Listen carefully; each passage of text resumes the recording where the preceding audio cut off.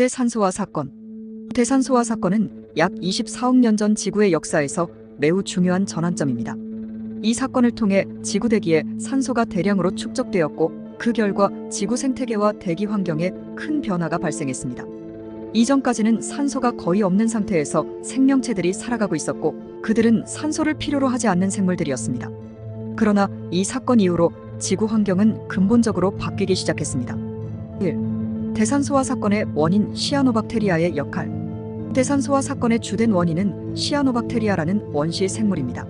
시아노박테리아는 최초로 광합성을 통해 산소를 만들어낸 생명체였습니다. 이들은 이산화탄소를 흡수하고 이를 에너지로 변환하면서 부산물로 산소를 방출했습니다. 그 결과 서서히 지구 대기에 산소가 축적되기 시작했습니다.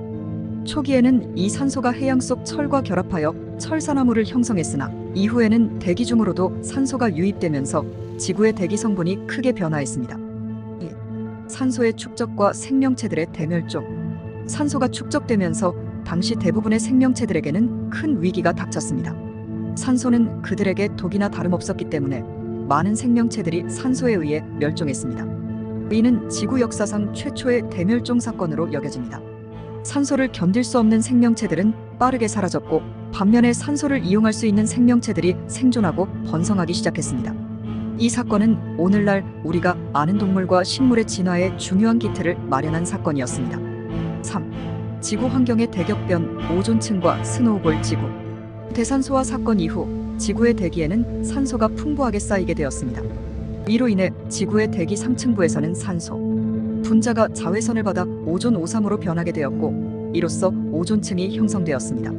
오존층은 지구 생명체들을 자외선으로부터 보호하는 중요한 역할을 했으며, 이는 더 복잡하고 다세포 생물들이 진화할 수 있는 환경을 조성했습니다. 흥미롭게도 이 시기에는 스노우볼 지구라는 가설이 제기될 정도로 지구 전체가 얼음에 뒤덮인 시기도 있었습니다.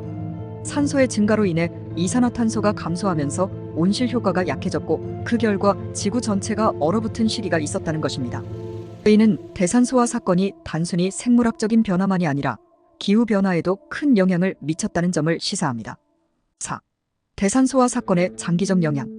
이 사건 이후 산소가 대기에 풍부하게 공급되면서 생명체들은 산소를 이용하는 새로운 대사를 발달시키기 시작했습니다. 이는 훨씬 더 많은 에너지를 생산할 수 있는 방식이었기 때문에 생명체들이 더 복잡하고 다양해지는 길을 열어주었습니다. 산소를 이용한 호흡은 세포가 에너지를 효율적으로 사용할 수 있게 하였고, 이는 다세포 생물의 출현과 진화로 이어졌습니다. 또한 산소 농도의 변화는 대륙의 이동과 화산활동 등과도 연관이 있어 지구의 지질학적 변화에도 영향을 주었다고 추정됩니다. 결국 대산소화 사건은 지구 생명체의 진화뿐만 아니라 지구 자체의 환경과 기후에도 커다란 변화를 가져온 사건이었습니다. 5. 흥미로운 포인트. 시아노박테리아의 중요성. 지구의 대기 성분을 근본적으로 변화시킨 것은 아주 작은 미생물들, 즉 시아노박테리아였습니다. 이들이 광합성을 시작하면서 산소를 방출했고, 그 작은 변화가 지구 전체를 뒤흔들었다는 점은 매우 흥미롭습니다. 산소의 양면성. 오늘날 우리가 살아가는데 필수적인 산소가 당시에는 많은 생명체들에게 치명적인 독이었다는 점은 놀랍지 않나요?